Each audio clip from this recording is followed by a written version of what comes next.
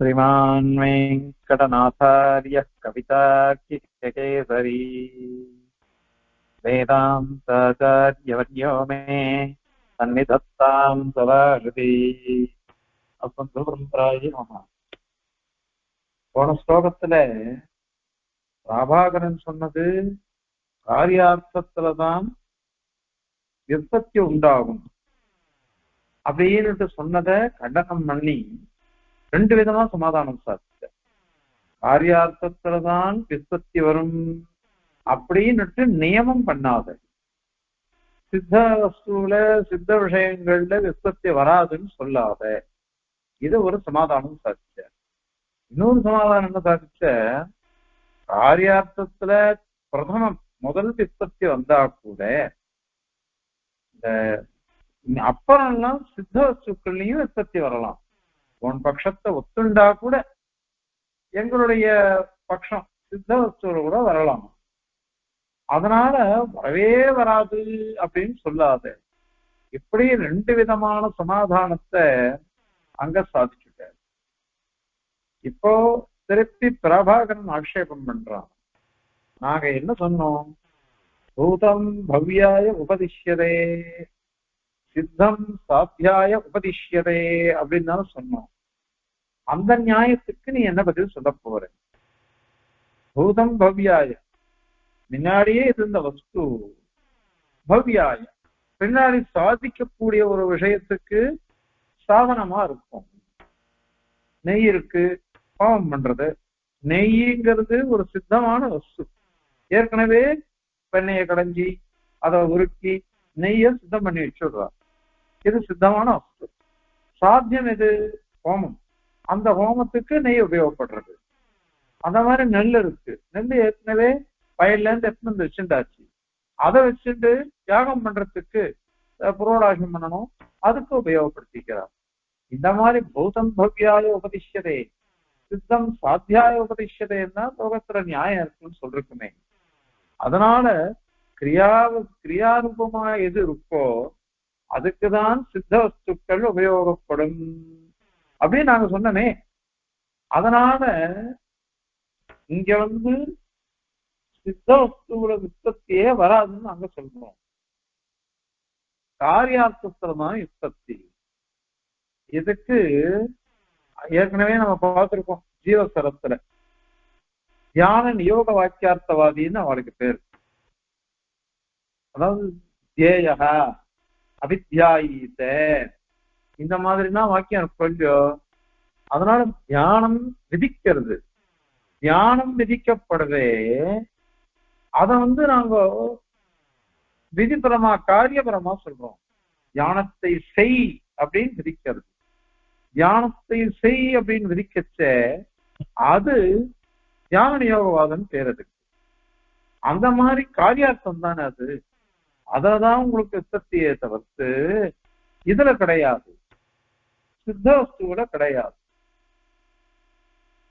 இப்ப இவா கொஞ்சம் இறங்கி வரா அந்த தியான நியோகவாதிகள், பிரபாகரன் மாதிரி. அவ என்ன பண்றான்னாக்க, இந்த மாதிரி பிரபாகரன் என்ன சொன்னா, கர்மகாண்டமே பிரமாணமா இருக்கட்டும், பிரம்மகாண்டம் பிரமாணமே கிடையாது அப்படின்னு ஒரு போர்டு போட்டான். ஏன் அப்படின்னாக்க அது வெறும் சித்தமான பிரம்மத்தை சொல்றது. சித்தமான பிரம்மத்தை சொல்லும் பொழுது அதை எப்படி அங்கீகரிக்க முடியும், அதுல எப்படி உற்பத்தி வரும் அப்படின்னு அவன் கேட்டான் பிரபாகர்.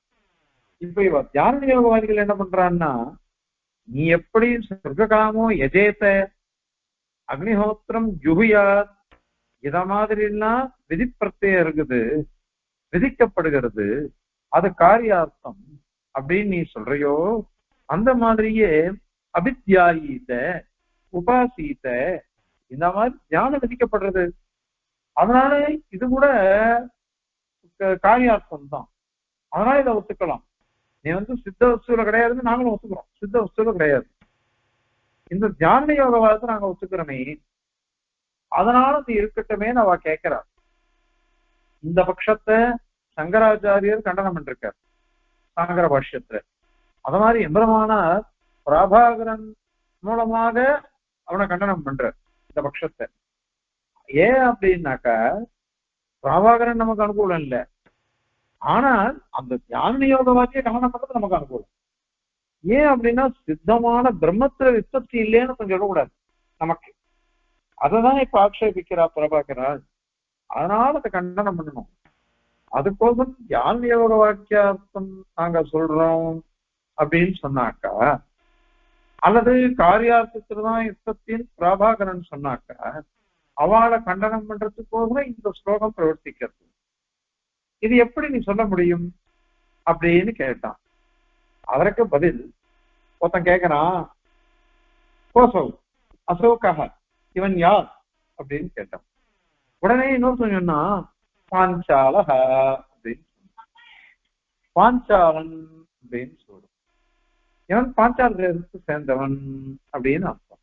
இப்ப இந்த இடத்துல கிரியாபதம் எதுவுமே கிடையாது, அதாவது வினைச்சொல் விதிக்கிறது எதுவும் கிடையாது. ஆறுவன் பாஞ்சாலம், அவ்வளவுதான் சமாதானம். இந்த சித்தமான வஸ்து தானே இது, பாஞ்சாலன்னு இருக்கான் அல்லது பாஞ்சால தேசத்தை சேர்ந்தவன் அப்படின்னு பதில் சொன்னான். இப்ப இங்க அவனுக்கு உற்பத்தி வந்துதா இல்லையா அவனுக்கு? அதனால சித்த ரூபத்துல கூட வஸ்து ஸ்வரூபமானது போதிக்கப்படுகிறது, தாத்பரியம் தெரிகிறது. எல்லாரும் அனுபவிக்கிறோமே, நம்ம நிச்சயப்படி பேசிட்டு இருக்கோம். நிச்சயப்படி நாம பேசும் பொழுது எவ்வளவோ விஷயங்கள் வருது நமக்கு, எத்தனையோ தெரிஞ்சுக்கிறோம். சித்தமான வஸ்துக்கள் தான் அதெல்லாம். ஒம்பளக்கிறமை எவ்வளவு ஒம்பளக்கிறோம்.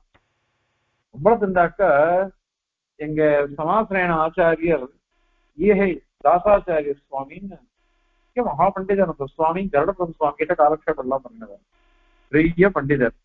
அந்த சுவாமிக்கு வார்த்தை சொல்றதுன்னு ரொம்ப திருவுள்ளம். அவர் சிவபெரும்போதில் எழுந்துள்ளிருந்தார். இங்க NSR சுவாமியினுடைய திருத்தகப்பனா அவருக்கு ரொம்ப சாதுவான். அவர் பேசவே மாட்டார். சிவபெரும்போதிலே 2 பேரும் ஒன்னும் பேச ஆரம்பிச்சார். தாசாச்சார சுவாமியும் எங்க ஆச்சாரியரும் NSR சுவாமியுடைய திருத்தகப்பனாரும் 2 பேரும். எங்க சுவாமி பேசினாக்கா அபூர்வ விஷயங்கள் சாதிச்சாகுமா. வேதாந்தத்துல, மீமாம்சையில, அலங்காரத்துல எல்லாம் சாதிச்சாகுமா. இவா 2 பேரும் பேசிட்டு இருந்தாலும் அந்த சுவாமி சாதிச்சாராம். NSR சுவாமி திருத்தகப்பனா கூட இவ்வளவு அபூர்வ விஷயங்களா, இந்த சுவாமி என்ன ஆச்சரியமான விஷயங்கள் சாதிக்கிறார், எவ்வளவு அபூர்வ விஷயங்கள் நான் தெரிஞ்சுட்டேன் அப்படின்னு சாதிச்சுட்டு போனேன். காரணம் நம்ம எத்தனையோ பேசணும், பேசச்சு எவ்வளவோ விஷயங்கள் தெரிஞ்சுக்கிறோம். அது அத்தனையுமே சித்தவர்மாதான். நீ இதை பண்ண அதை பண்ணலாம் சொல்றது இல்லை. இப்ப இதுக்கெல்லாம் என்ன சொல்லுவீங்க நீங்க? அதனால இத யாருமே தடுக்க முடியாது, எதுவுமே தடுக்க முடியாது. அதாவது சித்த வஸ்துலையும் தாத்பரியம் வரும், ஞானமானது நமக்கு வந்துடும். அதனால இதை யாராலையுமே தடுக்க முடியாது, இது வரவே வராது அப்படின்னு உங்களால சொல்லவே முடியாதே. அந்த மாதிரி இது ஞானம். அதனால சித்த வஸ்துலையும் வரும். சரி, நாங்க என்ன கேட்டோம் இப்போ, அதுக்கு நீ என்ன பதில் சொல்ற? பூதம் பவ்யாய உபதிஷ்யதே, சித்தம் சாத்தியாய உபதிஷ்யதே அப்படின்னு தானே சொல்றோம். அதுக்கு என்ன சமாதானம்? ஏன்னா சித்தமான வஸ்து சாத்தியமான ஒரு கிரியா, அதுக்கோசரம் தான் விதிக்கப்படுகிறது அப்படின்னு நாங்க சொன்னோமோ இல்லையோ, அது நியாயம் இருக்கு. அந்த காலம் வச்சுட்டு இருக்கா. அதனால இத சமாதானம் நீ சொல்லணுமே, அதுக்கு நீ ஒண்ணுமே சொல்லலையே அப்படின்னு கேட்டா, அப்பா நீ கர்மாவையும் ஒத்துக்கிற, பிரம்மத்தையும் ஒத்துக்கிற, தியான நியோகவாதி. தியானன்றது பிரபாகரன் ஒத்துக்கல, ஆனா நியோகத்தை ஒத்துந்தான். நியோகம்னா அபூர்வம்னு அர்த்தம். அவ சொல்ற அபூர்வ காரியார்த்தவாதிகள்னு அதுக்கு பேரு. அதையும் அவன் ஒத்துக்கிறான், அதை யோசனை போட்டோம். ஆனா பிரம்மத்தையும் ஒத்துக்கிற, நீ கர்மாவையும் ஒத்துக்கிற, தியான நியோகவாதி.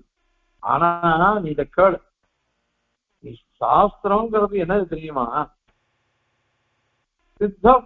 சித்தமான வஸ்து இருக்கு பாருங்க, அது காரியத்துக்கு காரிய வஸ்து சொல்றது பாருங்க. காரியத்தை இத பண்ணு இத பண்ணாதேன்னு சொல்றது இல்லையோ, அதுக்கு சேஷமா இருக்கும் சித்த வஸ்து அப்படின்னு நீங்க சொல்றது பாதிதான் ரசிக்க முடியும். அர்த்தாங்கீகாரம் தான், அர்த்தாங்கீகாரம் தான். நீ என்ன சொல்லிட்டு, எந்த சுத்தமான வஸ்துவா இருந்தாலும் காரியத்துக்கு சேஷமா இருக்கும் அப்படின்னு நீ சொல்ற. அது தப்புன்னு நாங்க சொல்ல போறோம். நாங்க தப்புன்னு சொல்ல போறோம். ஏன் சொல்ல போறோம் அப்படின்னாக்கா, இத நாங்க ஒத்துக்கிறோம். சில விஷயங்களை ஒத்துக்கிறோம். நீங்க சொல்றத கூட நாங்க ஒத்துக்கிறோம். ஆனால் சர்வாத்மா அப்படின்னு சொல்லாத. உதாரணம் சொன்னா புரியும். அக்னிஹோத்திரம் ஜுகியா சொர்க்க காமஹா அப்படின்னு சொன்னான். சொர்க்கத்தை விரும்புறவன் அக்னிஹோத்திர ஹோமத்தை பண்ணட்டும் அப்படின்னு சொன்னான். உடனே அடுத்த வாக்கியம் தத்னா ஜுகியா தத்னா ஜுஹோதி அப்படின்னு வாக்கியம் வருது. தயிரை கொண்டு பண்ணு. அந்த அக்னிஹோத்திர ஹோமத்தை பண்ணணும்னா தயிரை கொண்டு பண்ணு. தயிர் தான் அங்க திரவியம், அபிஷேக். அதை கொண்டு பண்ணு அப்படின்னுட்டு சாஸ்திரம் சொல்றது. இப்ப இந்த இடத்துல பாருங்க, அக்னிஹோத்திர ஹோமம்ங்கிற ஒரு காரியம். அந்த காரியத்துக்கு இது தயிருங்கிற ஒரு சித்தமான வஸ்து சேஷமா இருக்கு, அங்கமா இருக்குது. அது அதுக்கு கீழே தான் இருக்கு, காரியத்துக்கு தான் கீழே இருக்கே தவிர்த்து சுதந்திரமா அது இல்லை. சுதந்திரமா தனியா விஷயத்த அது சொல்லாது. அதனால நீ சொல்றது இந்த விஷயத்த நாங்க ஒத்துண்டுதான் ஆகணும். அதை ஒத்துக்கிறோம். ஆனா நீ சொன்னது அத்தனையும் முழுக்க முழுக்க சரின்னு சொல்லக்கூடாது. அத அர்த்தாங்கீகாரம் தான், பாதிதான் ஒத்துப்பாங்க. ஏன் அப்படின்னு கேட்டாக்கா, ஞானம் ரெண்டு விதமான ஞானம் இருக்கு. ஒரு ஞானம் அல்பமான சுகம், சொர்க்கம் முதலானவைகள். அல்பமான அந்த சொர்க்காதி சுகத்துக்கு சாதனத்தை சொல்ற ஞானம், அது கர்மகாண்டம் அப்படின்னு சொல்றோம். பிரம்மகாண்டம்ன்றது எப்படின்னாக்கா வசந்த ஞானம், அது வசந்த பலன், அனந்தமாகவும் ஸ்திரமாகவும் இருக்கக்கூடிய பலன். அது மோட்சம்ன்றது அதுதான் பிரம்ம பிராப்தி, பிரம்மத்தை அனுபவிக்கிறது அப்படின்னு சொல்றோம். அந்த ஞானமானது பிரம்மஸ்வரூபத்தையே சொல்றது. நாம எதை அனுபவிக்கணுமோ அந்த பிரம்மஸ்வரூபத்தையே சொல்றது. நேற்றையே சொன்னோம், ஒரு பரம புருஷார்த்தமான பிரம்ம பிராப்தியை சொல்றதுக்கு அது வந்தது.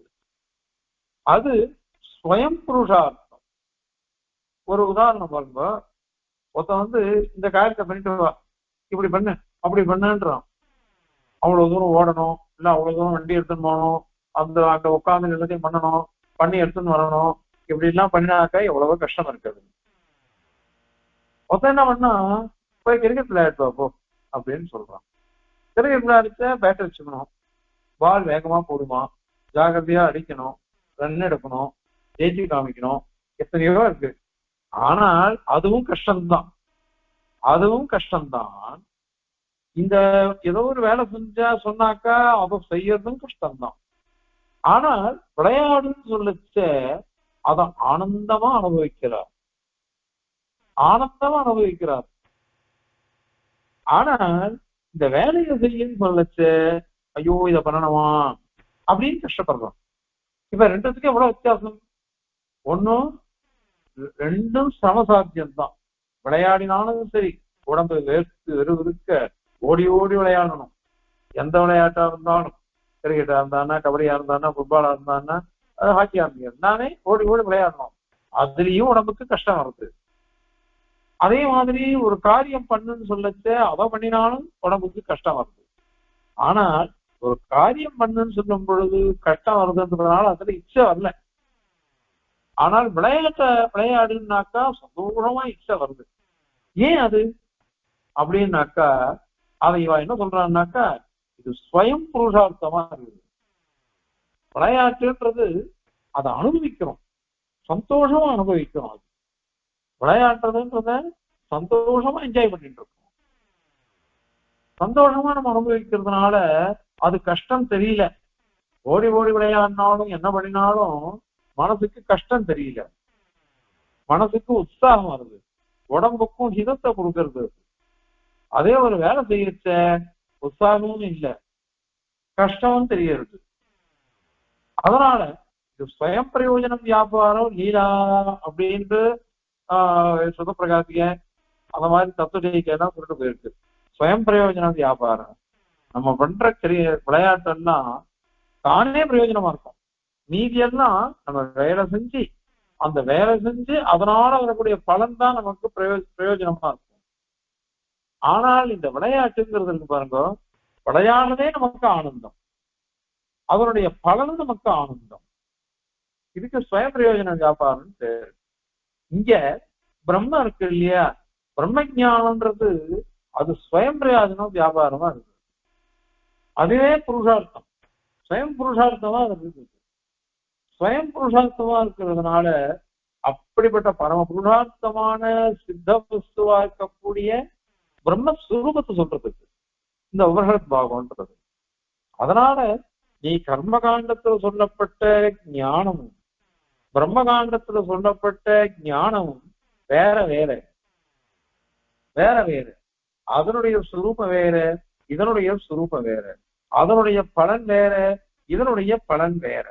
ரெண்டுத்தையும் ஒன்னா சேர்த்துண்டு பதில் சொல்லக்கூடாது. அதனால சுயம் பொருளார்த்தமா இருந்ததுன்னா என்னைக்குமே நமக்கு பரம உபாதை. அத நமக்கு உபனிஷத் பாகம் சொல்லி கொடுக்கிறது. இதுல நீ பாதக பிரமாணம் இங்க காமி, பாதக ஞானம் வேணும், பிரம்மஸ்வரூபமானது புருஷார்த்தம் இல்லை அப்படின்றதுக்கு பாதக ஞானம் சொல்லுது. நாங்க இன்னொன்னு கேட்கிறோம், நீயும் சரி நானும் சரி வேதத்தை பிரமாணமா வச்சுருப்போம். பிரபாகர மீமாம்சனும் சரி, தியான யோகவாதியும் சரி, நம்ம வேதாந்திகளும் சரி, எல்லாருமே வேதத்தை பிரமாணமா வச்சுருப்போம். அந்த பிரமாணமான வேதத்துல கர்மகாண்டம் எப்படி பிரமாணமோ அந்த மாதிரி பிரம்மகாண்டமும் சர்வாத்மனா பிரமாணம் தானே. இப்ப நீ கணக்க பிரம்மகாண்டத்தை நீ பிரமாணம் இல்லைன்னு சொன்னேனாக்க அப்ப கர்மகாண்டம் கூட பிரமாணம் இல்லைன்னு சாதிக்க முடியாது. ஏன்னா வேதம் தானே, ரெண்டு வேதம் தானே. ஒரு பாகத்தை நீ அப்பிரமாணம்னு சொன்னேனாக்க இன்னொரு பாகத்தையும் அப்பிரமாணம் சொல்லிட்டு போறேன். பௌத்தன் காத்துன்னு இருக்கான், ஜெயினன் காத்துன்னு இருக்கான், சார்வாகன் காத்துன்னு இருக்கான். ஒரு பாயிண்ட் கிடைச்சா கூட போறோம், வேதத்தை தள்ளிடலாம் அப்படின்னு. அதனால இது எப்படி பிரமாணமா ஆகும் நீ சொல்றது? ஏன்னா அது பிரமாணமே இல்லை, பாதக ஞானம் கிடையாது. அதனால பிரம்மமானது ஸ்வயம் புருஷார்த்த ரூபமா இருக்கிறதுனால அதுல பாதகம் ஒண்ணுமே இல்லை. அதுல பாதகமே ஒண்ணும் இல்லை. சமன்வயாதிகரணத்துல எபெருமானாவது ஒரு விஷயம் சாதிக்கிறார். பிரவருத்தி நிவர்த்தி, பிரவருத்தின்னாக்க விதிக்கிறது, நிவர்த்தின்னா நிஷேதிக்கிறது. இது இல்லாத வாக்கியங்கள்னா எப்படி பிரமாணமாகும் அப்படின்னு பிரபாகரன் கேட்டான். அதற்கு பாஷ்யக்காரர் பரிகாசம் பண்றார். ஒருத்தன் ராஜபவனத்துல அரண்மனையில ஆச்சரியம் ஆனந்தமா இருக்கான், அரண்மனையில இருக்கான், நல்லா அனுபவிச்சுட்டு இருக்கான், சுத்தமா பரம போக்கியத்தை அனுபவிக்கிறான் அவன். அப்படிப்பட்டவனை பார்த்து ஒருத்தன், நீ பண்றது ரொம்ப தப்பு, நீ ஒரு கீழான ஒரு குடிசையில அல்லது ரொம்ப மோசமான இடத்துல நீ குத்தனவே இல்லை, நீ போக்கியத்தை அங்க அனுபவிக்கல, அதனால நீ சொல்றது ரொம்ப தப்பு அப்படின்னு ஒருத்தன் சொன்னான்னாக்கா எப்படியோ அப்படி இருக்கு நீ பேசுறது அப்படின்னு இது சொல்ற. பிரபாகரனை கண்டனம் பண்ற. ராஜகுலவாசினகா கௌலேய குல பாதகத்துவம் குருதே ஏதோ ஒரு வாக்கியம் வரும் அங்க. அதாவது ராஜகுலத்துல வசிக்கிறவன், ஆனந்த போக்கியங்களை அனுபவிக்கிறவன், அவனை பார்த்துட்டு நீயே இந்த கீழான இடத்துல இல்லை, நீ இல்லாததுனால நான் போக்கியம் வச்சுக்க மாட்டேன் அப்படின்னு சொன்னா எப்படியோ அப்படி இருக்கு. நீ சொல்றது சாதாரண கர்மா, அதுவும் எப்படிப்பட்ட கர்மா? காமிய கர்மா, காமியமான கர்மா. அது காமிய கர்மாவை போய் நீ தூக்கி வச்சுன்னு கொண்டாடிட்டு இருக்க. அந்த காமிய கர்மாவை பண்ணல நீ, அந்த மாதிரி கர்மா இங்க சொல்லப்படல. அதனால இந்த பிரம்மகாண்டமானது பிரமாணமே இல்லை அப்படின்னு நீ சொல்றியே, கொஞ்சமாவது யோசிச்சு பேசுறியா? ஏன்னா இது உபனிஷத்து அதுவே சொல்லிட்டு போயிடுச்சு. உபனிஷத்து நிறைய இடங்கள்ல சொல்றது ஜானஸ்ருதி உபாக்கியானம் ஒண்ணு வருது. அவன் இந்த ஜானஸ்ருதின்றவன் மகா கர்மடன், ராஜா, பெரிய கர்மடன். ஆனா அவனுக்கு பிரம்மஜானம் இல்லை. அவன் பிரம்மஜானம் இல்லாததுனால தேவதைகளுக்குனா கஷ்டமா, இவ்வளவு தான தர்மங்கள்லாம் பண்றானே, இவனுக்கு பிரம்மஜானமே இல்லையே, எப்படியாவது இவனுக்கு பிரம்மஜானத்தை கொண்டு வரணும் அப்படின்னு சொல்லிட்டு இந்திரனும் அக்னியும் ரெண்டு பட்சிகளா வர அன்ன பட்சிகள் சொல்றது அது. பட்சிகளா வர வந்த உடனே அவன் உப்பரிகையில படுத்துட்டு இருக்கான். ராஜபவனத்தினுடைய அரண்மனை பேர்ல ஒரு உப்பரிகை அதுல படுத்துட்டு இருக்கான் அந்த ராஜா. இவங்க வரைச்சு அவனுடைய பிரகாசம் யசஸ் இருக்கே, பிரகாசம் அப்படியே ஆகாசத்தினால் வியாபிச்சு இருக்குது. அந்த சமயத்துல ரெண்டு பட்சியும் போறது. போற சமயத்துல இந்த அக்னி பட்சி இருக்கே அது இந்திர பட்சியை பார்த்து சொல்றது, பறவையே பறவையே அங்க போகாதே. ஏன் போனா என்ன ஆயிடும், அவனுடைய யசஸ் இருக்குதே, தேஜஸ் அப்படியே வியாபிச்சு இருக்கு, ஒன்ன எரிச்சிட போறது அப்படின்னு சொல்றது இந்திரபக்ஷியை பார்த்து இந்த அக்னிபக்ஷி. இந்திரன் இந்திரபக்ஷி சொல்றது பதில், இவன் என்ன பெரிய ரைப்பனா, இவன் என்ன பெரிய ரைப்பரா, இவர் இந்த ராஜா இவன் எரிக்கிறதுக்கு அவன் தேஜஸ் எரிச்சிடுமா, அதான் இது ரைப்பர் அப்படின்னு கேட்கறது அக்னிபக்ஷி. இந்திரபக்ஷி சொல்றது, இந்த லோகத்துல என்னென்ன எல்லாரும் தெரிஞ்சுட்டு இருக்காளோ அது அத்தனையும் அவர் இருக்காரு ரைக்வர், அவர் தெரிஞ்சின்றதுல ஏகதேசம்தான். எஸ்தத்வேத எஸ்ஸவேத ச மயீத துப்தகா நாங்க வாக்கியம் சாந்தோக்கிய பன்னெண்டு. அதனால இவனுக்கு பிரம்மகாண்டம் பிரம்ம ஜானம் இல்லைன்னாக்கா அவனுடைய தபசோ அவனுடைய கர்மாக்களோ எல்லாம் வியர்த்தமா போயிடும். அதனால பிரம்ம ஜானம் தான் முக்கியம். ஏன் அப்படின்னா ஸ்வயம் புருஷார்த்தமா ஆனந்தமா இருக்குது. கீதையில சொல்லும் பொழுது அங்க ஒரு வாக்கியம் இருக்கு, திரைகுண்ய விஷயா வேதா நிஸ்திரைகுண்யோ பவார்ஜுனா. இந்த வேதங்கள்லாம் என்ன பண்றதும் நமக்கெல்லாம் கர்மகாண்டத்தை போதிக்கிறது. ஏன் கர்மகாண்டத்தை போதிக்கிறதுன்னு அப்படின்னு கேட்டாக்கா,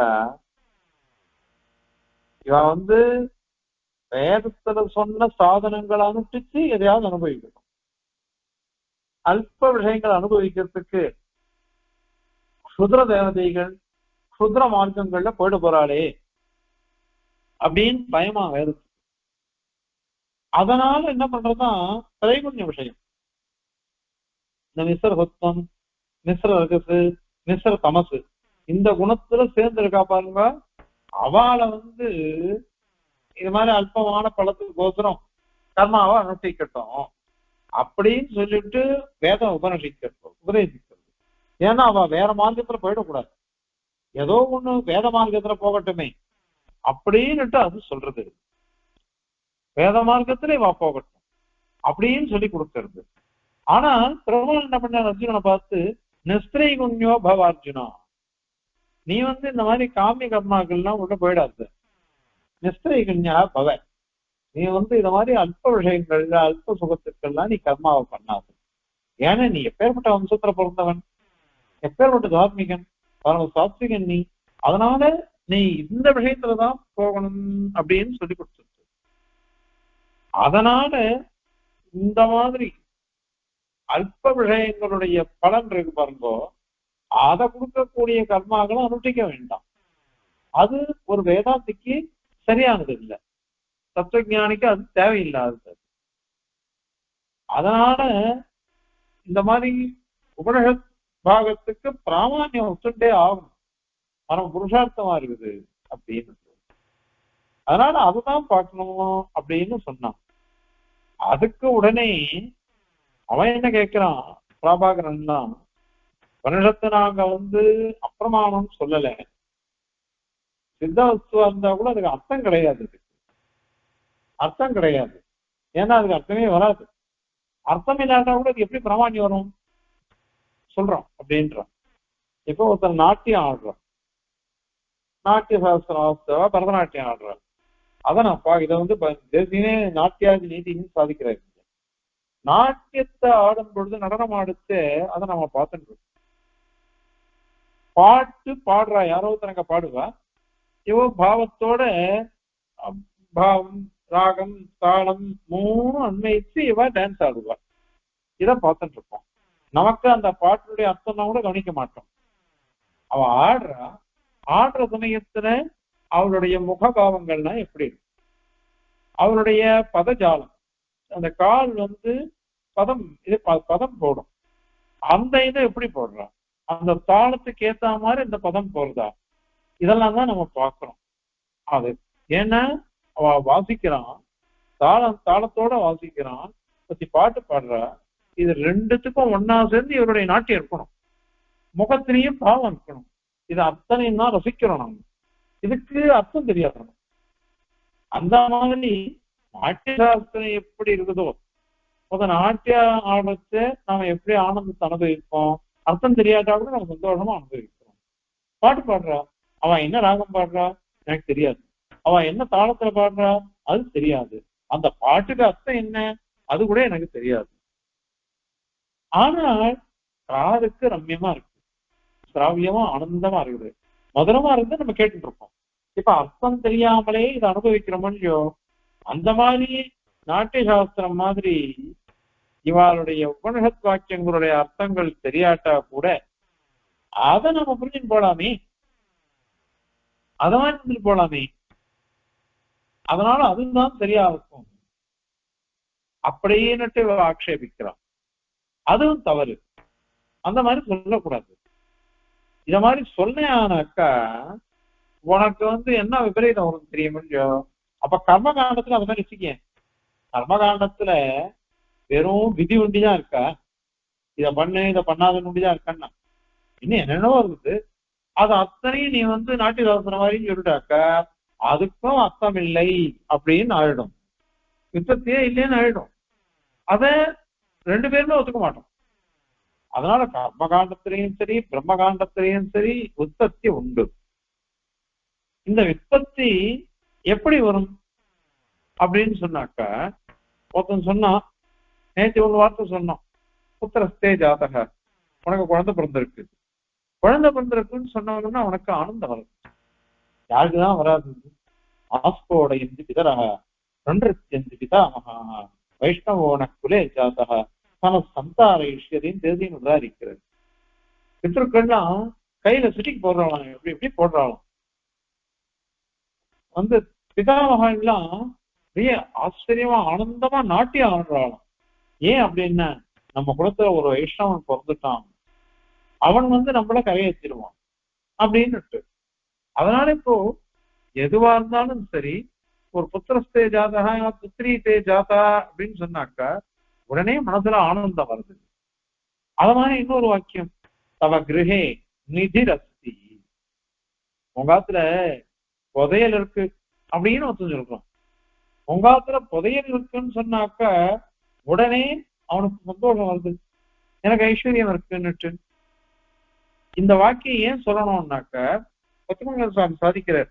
தகர வித்தியை சொல்லச்ச சத்யத இரண்ய நிதி நீதம் அக்ஷேத்ரஜா உபர்யுபரி சஞ்சலந்தோ நவிந்தேயு ஏவமே வைமா சர்வா பிரஜா ஆரஹர் கச்சந்தியா இமம் பிரம்மலோகம் நவிந்தந்தி அனுதே நகி பிரத்யூடா.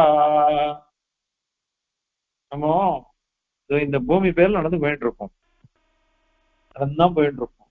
நாம நடந்து போறோமே, நம்ம காலடியில எவ்வளவோ புதையல் இருக்கலாம். நாம எங்க நடக்கிறோமோ அந்த க்ஷேத்திரத்தை பத்தி நமக்கு தெரியாது, அந்த இடத்த பத்தி. அந்த பூமிக்குள்ள எத்தனை ஐஸ்வர்யம் இருக்கோ தெரியாது, எவ்வளவு நல்லதன்னா இருக்கோ, எவ்வளவு புதையல் இருக்கோ தெரியாது. ஏன்னா நமக்கு அது க்ஷேத்திரத்தினுடைய விசேஷம் நமக்கு தெரியல, இந்த இடத்தினுடைய விசேஷம் தெரியல.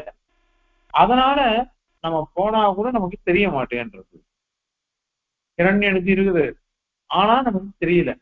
அந்த மாதிரிதான் நிச்சயப்படி நம்ம தூங்குறோம், தூங்கச்ச சதா சௌமிய சதா சம்பன்னோ பவதி அப்படின்னு இருக்கு.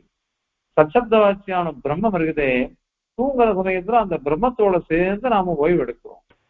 பிரம்மம் சுகமா உட்காண்டிருக்கு, அந்த பிரம்மத்துக்கு நம்ம சேர்ந்துட்டு விசிராந்தி பண்ணிக்கிறோம், களைப்பா ஓய்வு எடுக்கிறோம் அப்படின்னு சொல்றது. அது நம்ம நிச்சயப்படியே அங்க தூங்குற சமயத்துல அங்க போயிட்டு தான் வரும். ஆனால் நமக்கு தெரியுறதா நம்ம பரமாத்மா கிட்ட ஆனந்தமா போயிட்டு வந்தோமே, அந்த சுகமே நமக்கு வேணும் அப்படின்னு நமக்கு தோணல. ஏன்னா அஜ்ஞானத்தினால எல்லாரும் கர்ம சம்பந்தம், அதனால நாம அப்படி இருக்கோம் அப்படின்னு சொல்றது. இப்போ ஒரு வீடு, வீட்டுக்குள்ள இருக்கக்கூடிய புதையல் அது நமக்கு தெரியல. அந்த மாதிரி நாமும் நம்ம உடம்புல ஹிருதய குகை, அந்த ஹிருதய குகையில நாம இருக்கோம், நமக்குள்ள எம்பெருமான் உட்கார்ந்துட்டு இருக்கான். அவனுக்கு தகராகாசம் பேரு. அப்படிப்பட்ட தகராகாசம் நாம நிச்சயப்படி போயிட்டு வந்து தூங்கிட்டு இருக்கோம். ஆனா நமக்கு தெரியலையே அது. அதனால இந்த மாதிரி தூங்குற சமயத்துல நமக்கு தெரிய மாட்டேன்றது இல்லையா அது. எப்பேற்பட்ட புருஷார்த்தம் அது. அந்த புருஷார்த்தத்துல நாம போனா கூட நமக்கு தெரியலையேன்னு வேதம் கஷ்டப்பட்டுகிறது. அதனால இது சுதப்பிராமான்யம். வேதாந்தங்கள்லாம் சுதப்பிராமான்யமா இருக்குது. அதனால வேதாந்தங்கள் இன்னொன்னு எதிர்பார்க்காது. கர்மகாண்டத்தை வச்சுட்டுதான் வேதாந்த வாக்கியங்களுக்கு பிராமான்யம் அப்படின்லாம் நீ சொல்ல வேண்டாம், அது கிடையாது. அதனால பூர்வகாண்ட நியாயம் இங்க வேண்டியது இல்லை.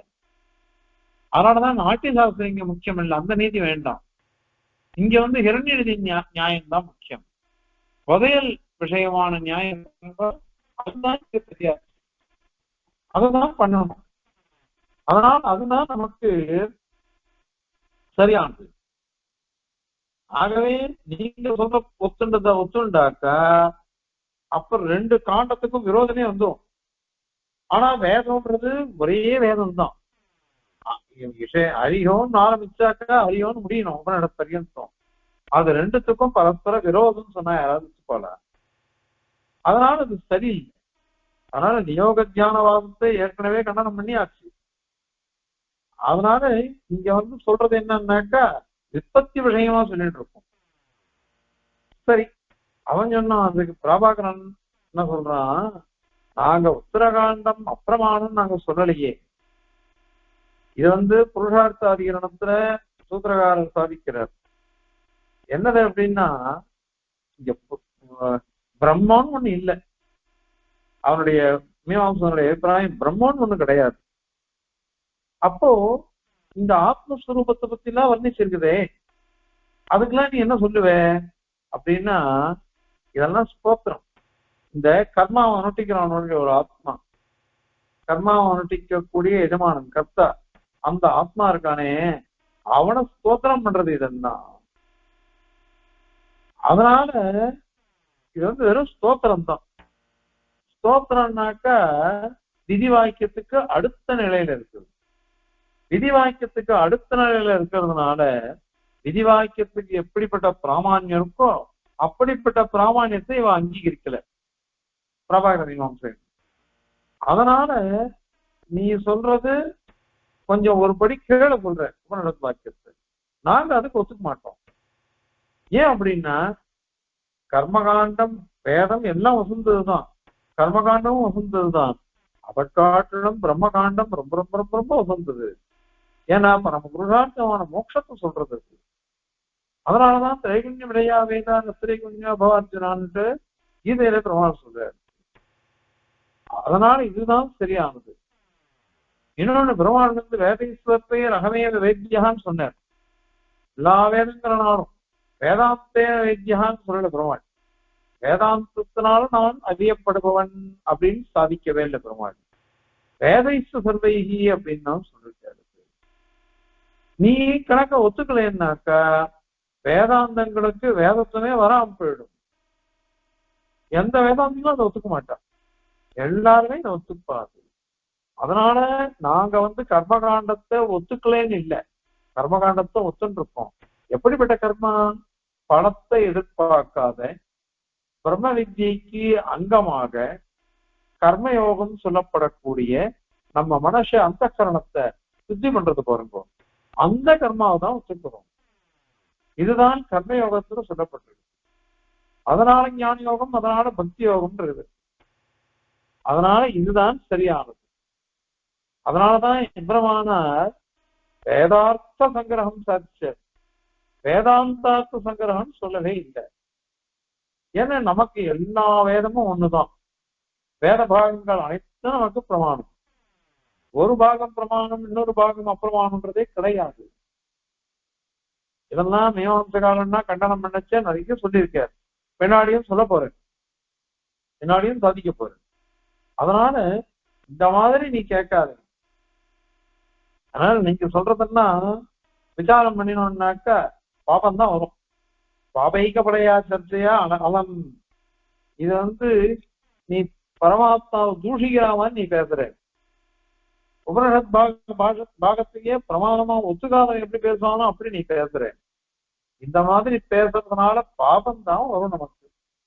அப்படிப்பட்ட சர்ச்சையை பண்றதை காட்டிலும் வாய மூடிட்டு இருக்கிறது நல்லது, சொல்றதை கேட்டு இருக்கிறது. இதையே பார்த்துக்கலாம். அதனால வேதத்துக்கு அப்பிராமான்யம் எந்த விதத்திலையும் சொல்லக்கூடாதுன்னு நாங்க சொல்லிடுறோம். அது உபனிஷத்துக்கும் ஒண்ணுதான், வேதத்துக்கும் ஒண்ணுதான். உபனிஷத்துக்கு ஒரு பக்கம் மேல போறதுக்கு ஒரு படி. ஏன் அப்படின்னாக்கா பரம புருஷார்த்தமான எவ்வளமான பத்தி சொல்றதுனால. அதனால பரம புருஷார்த்தத்தையே சொல்லச்சே இத போய் நீ இது இல்ல, பிரவೃತ್ತಿ இல்ல, நிவர்த்தி இல்ல, இதை எப்படி நாங்க ஒத்துப்போம் அப்படின்னு சொல்றது தவறு. இதுல ஒரு விஷயம் பார்த்துக்கணும். இந்த இடத்துல சொல்றது சமன்வயாதிகரணத்தை வச்சு நீங்க சாதிக்கிற. ஆனால் அடுத்த ஸ்லோகத்துல இருந்து ஜிக்ஞாசாதிகரணத்துல இருக்கிறத வச்சு சாதிக்க போற. இதை தேசிகன் அகிலத்தாராவில அற்புதமா சாதிச்சிருக்க இந்த விஷயங்கள்லாம் அதுதான் இங்கேயும் சாதிக்கிற. இப்போ இந்த ஸ்லோகத்தை சேவிச்சு அதனுடைய தாத்பரியத்தை சேவிக்கலாம். பாஞ்சால இத்தியாதி அனுபவது வச்சஹ சித்த தாத்பர்யோகம் சாஸ்திரம் காரியீகசேஷம் கமயதே நிகிலம் சித்தமிதி அர்த்தரம்யம் யத்ர ஞானம் புமர்த்தஹ ததவதி வசனம் தத்ர பதோபி நாஸ்மின் நாதோ நாட்யாதி நீதி நிதி வச்சனநயாத் அன்யதா ஸ்யாத் விரோதः. ஸ்லோகம் இங்கே கோசௌ அசௌ இவன் கஹ யார் அப்படின்னு ஒருத்தன் கேட்கலாம். அதற்கு பதில் பாஞ்சாலஹ அப்படின்னு ஒருத்தன் பதில் சொல்லும். இப்போ இந்த மாதிரி வச்சனங்கள்ல கூட விபத்தி வரதா இல்லையா? எனக்கு சம்ஸ்கிருதம் தெரியும், தமிழ் தெரியும், தெலுங்கு ஓரளவு புரிஞ்சுப்பேன், இங்கிலீஷும் ஓரளவு புரிஞ்சுப்பேன், பேசுவேன். இப்போ போது அப்படின்னு கேட்குது இவன் யார் அப்படின்னு கேட்கச்சே பாஞ்சாலகா இவன் யார் பாஞ்சாலன் அப்படின்னு சொல்லச்சு எனக்கு புரியுறதா இல்லையா? இது சித்தபர வாக்கியம் தான். சித்தபர வாக்கியமா இருந்தா கூட எனக்கு அர்த்தம் வருதே. அதனால இத்தியாதி வச்ச இத மாதிரி சித்தபர வாக்கியங்கள்னா சித்த தாத்பரிய யோகம். சித்தத்துல கூட தாத்பரியம் சேர்ந்து இருக்குது, தாத்பரிய போதனம் இருக்குது அப்படின்னுட்டு அனுபவத்து அனுபவிக்கட்டுமே. எல்லாரும் அனுபவிக்கிறாரு, எல்லாருக்கும் இந்த மாதிரி ஞானம் வருது. இவன் யாரு அப்படின்னு கேட்டாக்கா பாஞ்சாலன்னு சொல்றான். நிறைய நம்ம பேசிட்டு இருக்கோம், பேசுறதுக்கு அதுக்கெல்லாம் அர்த்தம் வருது இல்லையாது. இத தடுக்கிறதுக்கு நீ யாரு அப்படின்னு கேட்கிற. உடனே அவன் கேட்டான், நாங்கதான் பூதம் பவ்யாய உபதிஷதேன்னு சொன்னமே. எல்லாம் சித்தமான வஸ்துக்கள் எல்லாம் சாதிக்கிறதுக்கோதான் இருக்குது, சாத்தியமான ஒரு கிரியை அதுபோதான் தான் இருக்குன்னு நாங்க சொன்னமே. அதற்கு நீ என்ன பதில் சொன்ன அப்படின்னா, அப்ப நீ பேசுறதுலாம் சரி, ஆனா புரிஞ்சுக்கோ, நிகிலம் சாஸ்திரம், அனைத்து சாஸ்திரங்களும் சித்தம், சித்த வஸ்துவானது காரியீக சேஷம், காரியத்துக்கு மட்டுமே சேஷமா இருக்கும், சுதந்திரமா அர்த்தம் சொல்லாது. இது என்னன்னாக்க சுவார்த்தே பிராமான்யம்னு ஒரு வாக்கியம் சொல்றார். நம்மளும் சொல்றோம், மீமாம்சகாலும் சொல்றோம். ஒரு வாக்கியத்தை சொன்னாக்கா அந்த வாக்கியம் தன்னுடைய அர்த்தத்தை தான் சொல்றதா, தன்னுடைய அர்த்தத்தை தான் சொல்றதா, அல்லது வேற எதையாவது ஒன்னத்தை வச்சுன்னு கல்பிக்கிறதா? தன்னுடைய அர்த்தத்தை தான் சொல்றதுன்னாக்கா சுவார்த்தே பிராமான்யம். தன்னுடைய அர்த்தம் சொல்லல, வேற விதமா லட்சணையா ஏதோ சொல்றது. தமிழ்ல ஆகு பெயர்னு சொல்ற பாருங்க, ஊரே சிரிக்கிறது ஒண்ணு பார்த்து. ஊரே சிரிக்கிறதுன்னு சொன்னாக்கா அந்த ஊரேன்றதுக்கு என்ன சத்தம் சொல்லணும் அர்த்தம்? ஊர்ல இருக்கிற மனுஷா உன்னை பார்த்து சிரிக்கிறா அப்படின்னு தான் அர்த்தம் வருது. ஊரே சிரிக்கிறதுன்னு அதான் அர்த்தம் வருது. ஊர்ல இருக்கிறவான்னு அர்த்தம் பண்ணிக்கணும். அத மாதிரி விஷம் புங்ஷ்வ அப்படின்னு சொன்னோம். அன்னம் புங்ஷ்வ விஷம் புங்ஷ்வ, அன்னத்தை சாப்பிடு, பிரசாதத்தை சாப்பிடுன்னு சொல்றதுக்கும் விஷத்தை சாப்பிடுன்னு சொல்றதுக்கும் வித்தியாசம் இருக்கா இல்லையா? இப்ப விஷத்தை சாப்பிடுன்னு சொன்னச்சே சுவார்த்தத்துல பிராமான்யம் இல்லை. ஏன்னா யாருமே விஷத்தை சாப்பிடுன்னு சொல்ல மாட்டார். ஏதோ தூஷிக்கிறா, நிந்த பண்றதா, அதுக்கோசரம் அது உபயோகப்படுறது. அதனால சில இடத்துல சுவார்த்தே பிராமான்யம் இருக்கும். பிரசாதம் சாப்பிடுனாக்கா சுவார்த்தே பிராமான்யம், விஷம் சாப்பிடுனாக்கா சுவார்த்தே பிராமான்யம் கிடையாது. அது கற்பிக்கணும்.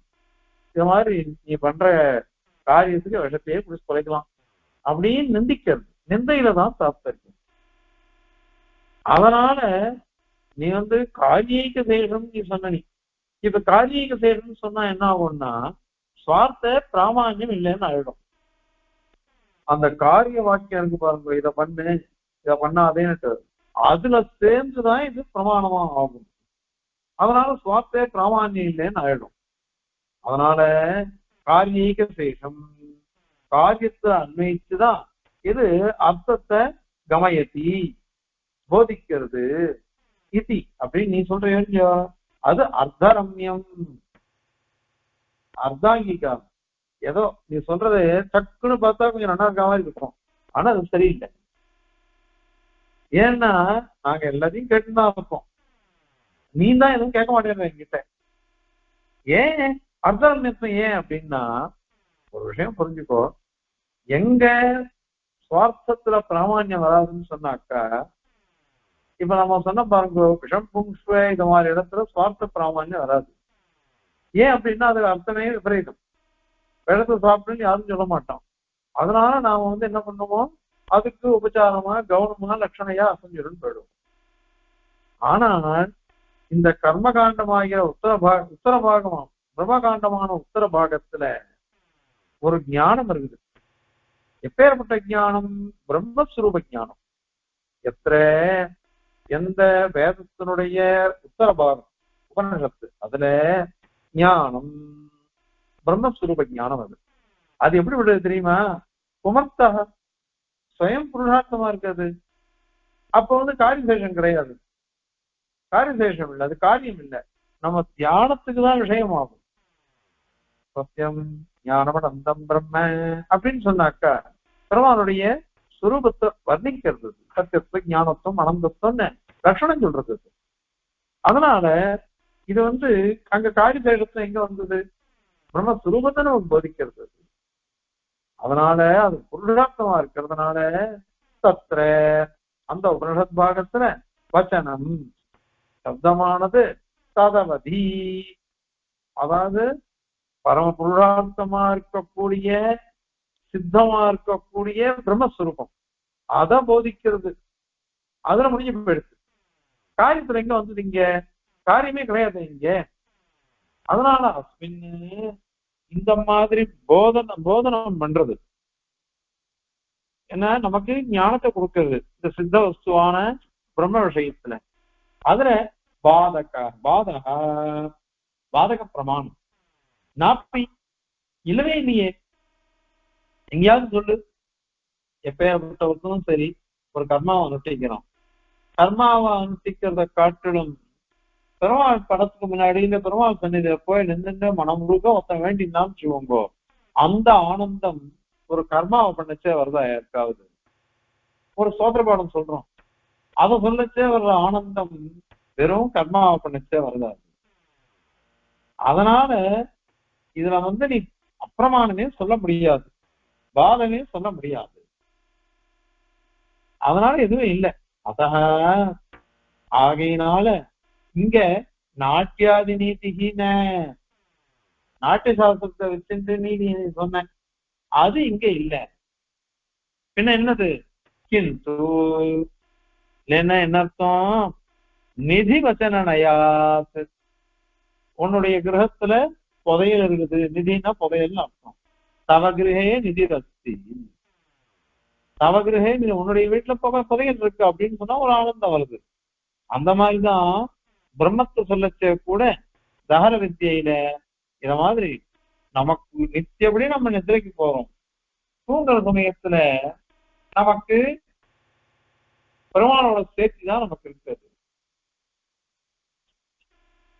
சேர்த்தி இருந்தாலும் நமக்கு தெரியலையே, அதுதானே நிதி, பெருமாள் தானே நிதி. பஷ்யந்தி பரிசஞ்சரதா மதுரிஷ்யம் மாயா நிகூட அப்படின்னுட்டு அனபாய மகாநிதி துவாம் அப்படின்னு வரதராஜன் மாயா நிகூடம் ஆச்சரியமான மகாநிதி. அப்படிப்பட்ட ஒன்ன நித்தியப்படி இந்த ஒன்றை வந்து சேர்றோம் நாங்க தூங்கச்சு. ஆனா ஒண்ணு நாங்க அறிஞ்சிக்கல பத்தியா, தெரிஞ்சுக்கலையே. எங்களுக்கு என்ன சந்தோஷம், அந்த மகாநிதியை நாங்க தெரிஞ்சுக்காம விட்டோம் பத்தியா அப்படின்னு கஷ்டப்படுறோம். ஏன் அப்படின்னா நமக்கு அஜ்ஞானம், கர்மா படி வச்சிருது. அது அத சொல்றது, அந்த நியாயம் தான் இங்க வரும். அது அதனால இது ஸ்வயம் நிரதிசயமான புருஷார்த்தமா இருக்கக்கூடியது. அதனால இந்த பிரம்மத்தை சொல்லக்கூடிய பாகம் இது வேதாந்தம். அதனால சுத பிராமான்யம் சுவார்த்தே பிராமான்யத்துல இன்னொன்னு அபேட்சிக்க வேண்டிய பிரசக்தியே கிடையாது. அதனால பூர்வகாண்ட நியாயத்தை வச்சுட்டு இங்க நீ சொல்ல வேண்டாம். அப்படி ஒத்துக்கலையா அந்யதா, ஒத்துக்கலையானாக்கா விரோத, பூர்வோத்தர காண்டங்களுக்கே விரோதம் வந்துடும். அதனாலதான் நம்ம சித்தாந்தம் நாம் என்ன பண்றோம், கர்மாக்கள் அனைத்துமே பிரம்ம வித்தியைக்கு அங்கங்கள். பலத்தை எதிர்பார்க்காத கர்மாக்கள். கர்மண்யேவ அதிகாரத்தே மா பலேஷு கதாச்சன மா கர்ம பலஹேது பூஹு மாதே சங்கோஸ் அகர்மணி. அதனால இந்த பலத்து விஷயத்துல உனக்கு சங்கமே ஈடுபாடே வரக்கூடாது அப்படின்னு பெருமாள் உபதேசம் பண்ற. அதனால இந்த கர்மகாண்டம்ன்றது என்னன்னா நமக்கு பிரம்மத்தை தெரிஞ்சுக்கிறதுக்கும் பிரம்மத்தை அடையறதுக்கும் உபாதனத்துக்கும் சாதனமா இருக்கிறது. அப்படிப்பட்ட கர்மாவை கர்மகாண்டம் சொல்றது, பிரம்மகாண்டமோ பரம் புருஷார்த்தத்தை சொல்றது அப்படின்றதுனால இது எந்த விரோதமும் நம்ம சித்தாந்தத்துல இல்லை. நீங்க தான் ஒருத்தருக்கு அடிச்சுக்கிறீங்க. அதனால இது தவறான வாதம் நீங்க சொல்றதுன்றத இந்த ஸ்லோகத்தினால சாதிக்கிறேன். இப்ப ஸ்லோகம் பாருங்க. கோசோ பாஞ்சால இத்தியாதி அனுபவது வச்சா சித்ததாத்பரிய யோகம் சாஸ்திரம் காரியைக்கசேஷம் கமயதி நிகிலம் சித்தமித்யர்த்தரம்யம் யத்ர ஞானம் புமர்த்தः ததவதி வசனம் தத்ர பாதோபி நாஸ்மின் நாதோ நாட்யாதி நீதி நிதிவச்சனநயாத் அன்யதா ஸ்யாத் விரோதः. கவிதார்க்கிகசிம்ஹாய கல்யாண குணசாலினே ஸ்ரீமதே வெங்கடேஷாய வேதாந்த குரவே நமः. அஸ்மத்குரு பரம்பராயே நமः.